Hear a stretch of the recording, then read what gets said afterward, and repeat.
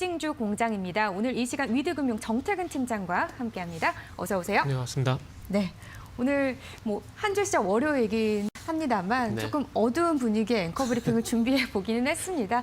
근데 사실 B2 영끌에 네. 대한 이야기는 좀 주식시장이 화랑이 되면서 이전에도 문제가 거론되기도 했지만요. 요즘 들어서 더 많이 좀 이슈가 되고 있는 것 같습니다. 네.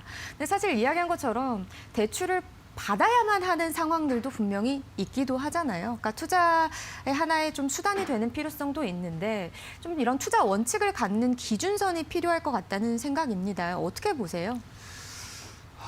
글쎄요. 맞는 얘기죠. 투자의 원칙 예. 중요하죠. 그런데 대부분의 영끌이란지 비트 하신 분들이 과연 원칙을 만들 만큼 경험이 많을까라는 생각을 해보게 되면 좀 아닐 수가 있겠죠. 참 아이러닉 동전의 양면과 같다 봐야 될 것 같아요, 대출이. 예. 요즘에는 참 대출받기 쉽지 않다 보니까 대출도 능력이라는 얘기를 하고 있고 그런데 이 대출이 또 어디로 흘러가냐에 따라서 이게 또 독이 될 수 있는 부분들인데 항상 그 투자라는 것들이 분위기가 좋다라면은 이 대출이 말 그대로 레버리지 효과가 발생이 되게 되면서 이것만큼 좋을 수가 없어요. 예. 그런데 또 반대로 이게 시장이 좀 안 좋게 되면은 말 그대로 빚이 되는 거잖아요. 그럼 이 빚에 대한 부담이 과연 가능할 것인가에 대한 측면에서도 생각을 해보게 되면은 또 대출을 해야 될 것인가라는 생각을 좀 해볼 수밖에 없을 것 같거든요. 그래서 여기에 대한 정의는 맞다 틀리다가 아니라 이렇게 말씀드려야 될 것 같아요. 상황에 따라 틀리다. 상황에 따라. 이렇게 말씀드리는 게 좀 맞는 것 같아요. 만약에 예를 들면은 지금 부동산을 많이 예를 들게 되면 예. 지금 서울의 LTV, 그러니까 대출 비율이 40%잖아요. 그런데 지금 서울의 집값을 감안을 하더라도 이 40% 대출을 받는다고 하도 집 사기가 쉽지가 않아요. 그러면은 이 대출폭이 좀 더 많으면 좋겠죠. 근데 그런 부분에 있을 때는 좀 아쉬운 부분들이고 그리고 예. 또 안 좋은 경우는 저는 이 말씀을 많은 전문가들이 한 얘기인데 신용밀수 하지 말라 그러잖아요. 그렇죠. 예. 그래서 그런 경우에는 좀 안 하는 게 저는 개인적으로 좋다라고 생각이 좀 듭니다. 그리고 이게 부동산과 달리 주식 같은 경우에는 숫자가 계속 눈에 보이잖아요. 그러다 보니까 이게 안 흔들릴 수가 없어요. 그러니까 사람 심리 계속 왔다 갔다 하다 보니까 이런 게 가장 큰 문제라고 좀 볼 수가 있겠죠.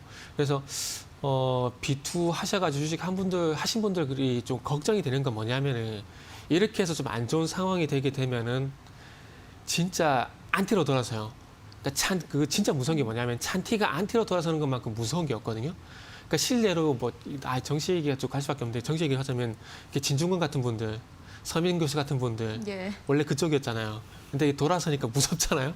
그런 것처럼 원래 찬티가 안티로 들어서면 되게 무서운 거예요. 맞습니다. 그게 꼭 주식도 그렇게 깡통 차신 분들 보면 절대 주식하지 말라 그래요. 맞잖아요. 경험을 좀 세게 네. 하셨으니까요. 네. 예. 그래서 그런 부작용들이 좀 걱정이 되죠. 그래서 그 부동산 쪽이든 주식 쪽이든 저는 개인적으로 지금 영끌하신 분들이 저는 개인적으로 좀 걱정이 돼요. 손실도 손실이지만은 안 좋은 인식 이런 게 참 무서운 거잖아요. 그렇죠, 그렇죠. 네.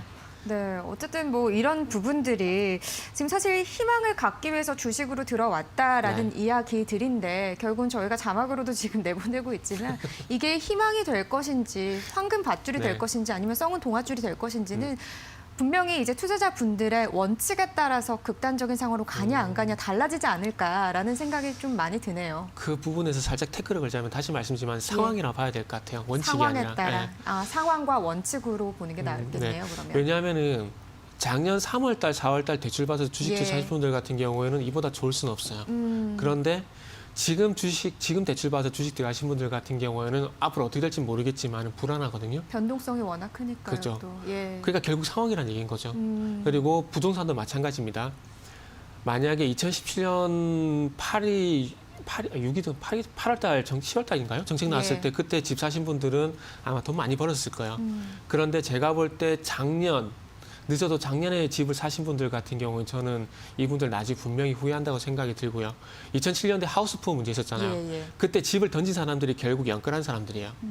그러니까 지금도 마찬가지로 집값이 더 이상 올라가지 않게 된다라면은 세금 부담이라든지 이자 부담이라든지 이런 부분들에 버틸 수가 없다는 거죠. 그래서 왜냐하면은 딱 간단히 잠시만 짧게만 좀 말씀드릴게요.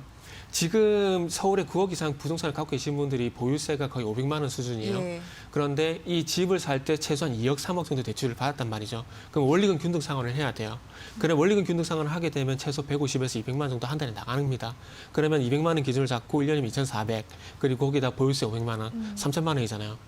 이게 생각에 따라서 많다 작다 판단될 수 있는데 분명히 이거 많다라고 할 수밖에 없는 부분이 믿을지 모르겠지만 지금 300만 원 이상 급여 소득자가 100명 중에 2명이에요. 생각보다 작죠. 그러니까 300만 원 넘는, 그렇게 반대로 돌려보자면은 예. 300만 원 이하에 받는 급여 소득자가 이 100명 중에서 98명이라는 얘기예요. 그러네요. 그러면 그 소득자들이 1년에 3천만 원 정도의 세금, 이자 부담이 발생이 돼요.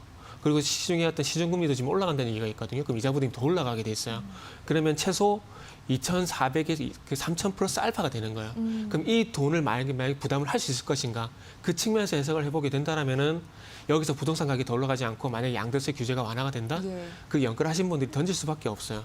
그럼 그 사람들은 더 이상 이제 부동산에 대해서 안 좋은 인식을 가질 수밖에 없다라는 거죠. 그래서 그런 부분들 때문에 물론 원칙도 중요하지만은 예. 제 개인적으로는 원칙보다는 대출이라는 것이 상황에 따라 틀릴 수밖에 없다라는 거 말씀을 드릴 수밖에 없을 것 같아요. 네, 어쨌든 투자 원칙을 갖고 접근을 하되 상황에 따라서 달라질 수 있는 부분들을 이제 네. 참고를 하셔야 되면서 조금 어떻게 보면 삶에서 융통성을 가져라라는 이야기도 조금 여기에 뭐 접목이 될지 모르겠습니다만 어쨌든 극단적인 선택은 하지 말아야 된다 이런 의미로 좀 정리를 해보도록 하죠. 예, 그렇죠. 상황에 대한 판단 원칙을 잘 선택을 해야 되겠죠. 네, 상황과 원칙에 대한 이야기까지 좀 나눠봤습니다.